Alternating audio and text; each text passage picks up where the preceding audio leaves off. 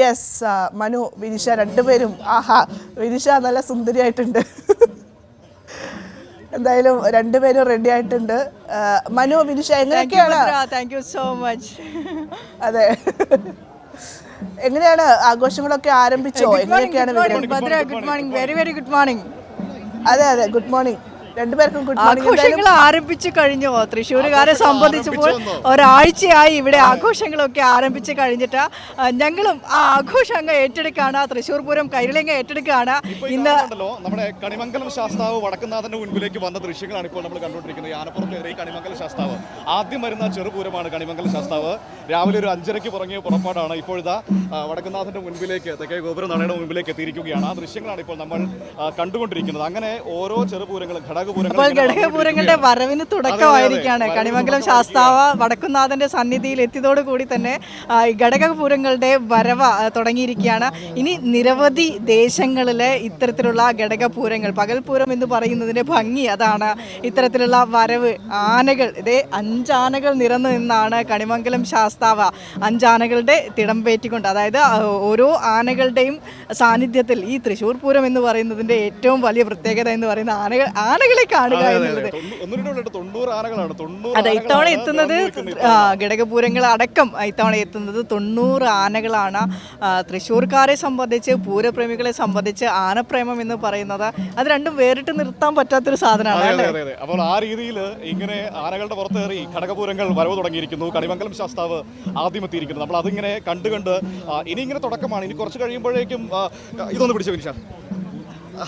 ഇത് കുറച്ച് കഴിയുമ്പോഴേക്കും നമുക്കിങ്ങനെ ഇവിടെ ഈ ജനസാഗരം എന്നൊക്കെ നമ്മൾ പറയാറില്ലേ, ആ രീതിയിലേക്ക് കാര്യങ്ങൾ മാറും. കാരണം അത്രമാത്രം ഈ മണ്ണ് നിലത്തിട്ടാൽ വീഴാത്തത്രയും ജനങ്ങളായിരിക്കും ഇങ്ങോട്ടേക്ക് വരാൻ വേണ്ടി പോകുന്നത്. കാരണം തൃശ്ശൂരിൻ്റെ ഏറ്റവും വലിയ ആഘോഷം, കേരളത്തിൻ്റെ ഏറ്റവും വലിയ സാംസ്കാരിക ഉത്സവം അതിൻ്റെ ആ ഭംഗിയിൽ തന്നെ ആഘോഷിക്കുകയാണ്.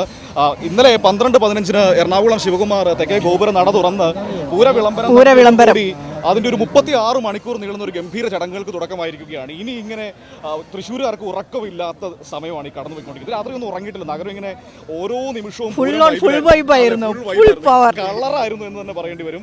അപ്പോൾ ആ കളറിലേക്കാണ് നമ്മളും വന്ന് ചാടിയിരിക്കുന്നത്. ഇനിയുള്ള മിനിറ്റുകൾ നമ്മളെ സംബന്ധിച്ച് പൂരത്തിന്റെ ആവേശത്തിലേക്കും ആഘോഷത്തിലേക്കുമാണ്. വിവിധ അമ്പലങ്ങളിൽ നിന്ന് വിവിധ നമ്മുടെ ആളുകൾ, സച്ചിനും ഒപ്പം തന്നെ ശരത്തുണ്ട്, ഉമേഷുണ്ട്, പലയിടങ്ങളിൽ നിന്ന് വന്നു ചേരും.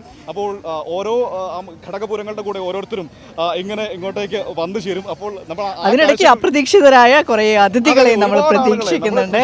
മുഴുവൻ നമ്മുടെ ഫ്രെയിമിലേക്ക് കുറച്ച് കഴിയുമ്പോഴേക്കും ആളുകൾ വന്നു തുടങ്ങുന്നേ ഉള്ളൂ. അതുകൊണ്ടാണ് കുറച്ച് കഴിയുമ്പോഴേക്കും ഉണ്ടല്ലോ ഇവിടെ ഇങ്ങനെ നിറച്ചും ജനമാകും. പൈസ ഒന്ന് അങ്ങോട്ടേക്ക് കൊടുത്തേ, ഒന്ന് കണ്ടു തുടങ്ങട്ടെ. മറ്റു ക്യാമറകളിൽ നമുക്ക് മറ്റുള്ള ദൃശ്യങ്ങളും കാണാൻ കഴിയുമെന്നാണ് ഞാൻ പ്രതീക്ഷിക്കുന്നത്. ഇപ്പോൾ തെച്ചിക്കോട്ടുകാവ് രാമേന്ദ്രൻ ഇറങ്ങും ചെമ്പൂക്കാവിൽ നിന്ന്, ശരത്ത് അറിയിച്ചിട്ടുണ്ട്. അപ്പോൾ അവിടെ അതാണല്ലോ ഏറ്റവും വലിയൊരു ഒരു പ്രത്യേകത എന്ന് പറയുന്നത്. കാരണം രാമനെ കാത്തിരിക്കുന്നുണ്ട് ഒരു കൂട്ടം. അതെ, അപ്പോൾ ആ രീതിയിലുള്ള ആഘോഷങ്ങൾ ആനപ്രേമികൾക്ക്, ഒരു വശത്ത് വെടിക്കെട്ട് പ്രേമികൾക്ക്, അങ്ങനെ മൊത്തത്തിൽ പൂരം കളറായിക്കൊണ്ടിരിക്കുന്നു. ഭദ്ര, ഇതാണ് ഇപ്പോൾ തുടക്കം നമുക്ക് പങ്കുവയ്ക്കാനുള്ളത്. ഏതായാലും ഈ ആളുകളൊക്കെ ഇങ്ങനെ പതിയെ പൂരത്തിന്റെ ആ ഒരു വൈബിലേക്ക് രാവിലെ തുടങ്ങിക്കഴിഞ്ഞിരിക്കുന്നു. വിനിഷ, പൂരം കാണാൻ വന്നിട്ട് എങ്ങനെയുണ്ട്? പൂരം ഗംഭീരം. ഞാൻ ആദ്യമായിട്ടാണ് പൂരം കാണുന്നത്. അപ്പോൾ ഇത്തവണ എന്തായാലും പൂരം ആഘോഷിച്ച് അടിച്ച് തിവർത്ത് പൊളിച്ചിട്ട് എന്തായാലും തൃശ്ശൂരിൽ നിന്നും മടങ്ങിപ്പോകുള്ളൂ. പൂരത്തിൻ്റെ എല്ലാവിധ ചടങ്ങുകളും കാണണമെന്ന് ആഗ്രഹമുണ്ട്. ഈ പൂരം എന്ന് പറയുന്നത് മനു ഓരോ ചടങ്ങുകളാണല്ലോ, കൃത്യമായ നിയതമായ ചടങ്ങുകളുണ്ട്. അത് ക്ഷേത്രാചാരമാണ്. അപ്പോൾ തന്നെ ആ ആചാരക്രമം പാലിച്ചുകൊണ്ടാണ് തൃശ്ശൂർ പൂരം നടക്കുന്നത്. അപ്പോൾ ആ ആചാരങ്ങളെല്ലാം തന്നെ കണ്ട് അതിൽ നിന്ന് പങ്കുകൊള്ളുക എന്നുള്ളതാണ് തൃശ്ശൂർ പൂരത്തിൻ്റെ ഒരു പ്രത്യേകത എന്ന് പറയുന്നത്. രാവിലെ ഈ കണിമംഗലം ഭഗവതി കണിമംഗലം ശാസ്താവ് ഇവിടെ വടക്കുന്നാഥനെ വന്ന് തൊഴുക, അതാണ് അതിൻ്റെ ഒരു ചടങ്ങ് എന്ന് പറയുന്നത്.